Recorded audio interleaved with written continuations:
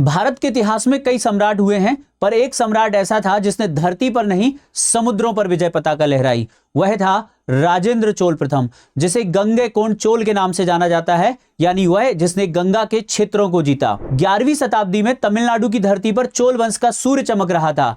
राजराज चोल महान के पुत्र राजेंद्र चोल प्रथम शासन कर रहे थे। वह पिता का उत्तराधिकारी ही नहीं बल्कि सपनों को साकार करने वाला योद्धा था। उसने सिर्फ राज्य नहीं चलाया बल्कि साम्राज्य गढ़ा।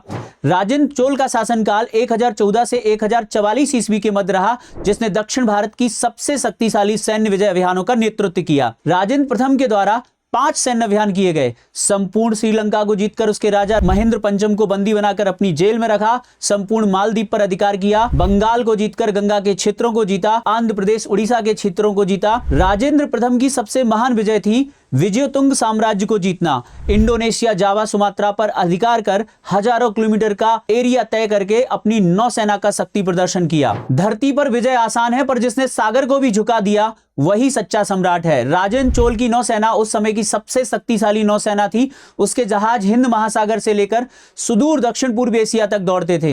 वो भारत का पहला शासक था जिसने ब्लू वाटर पॉलिसी अपनाई, यानी समुद्र ही उसकी सीमा थी। गंगा पर विजय प्राप्त करने के बाद उसे खिताब मिला गंगैकोंड चोल, यानी वह राजा जिसने गंगा को जीता। उसने इस विजय के प्रतीक के रूप में राजधानी बसाई जिसका नाम था गंगैकोंड चोलपुरम, जहां आज भी उसका महान शिव मंदिर खड़ा हुआ है। राजेंद्र चोल ने सिर्फ युद्ध नहीं जीते, उसने व्यापार, कला, नौवहन और धर्म को भी जोड़ा। उसके शासन में चोल साम्राज्य की सीमाएं दक्षिण भारत से लेकर दक्षिण पूर्व एशिया तक फैली। वो पहला भारतीय राजा था जिसे कहा गया समुद्र का सम्राट। धरती झुकी, सागर झुका, इतिहास नतमस्तक हुआ, क्योंकि वो केवल राजा नहीं था, वो था राजेंद्र चोल, भारत का समुद्र विजेता, चोल वंश का गौरव।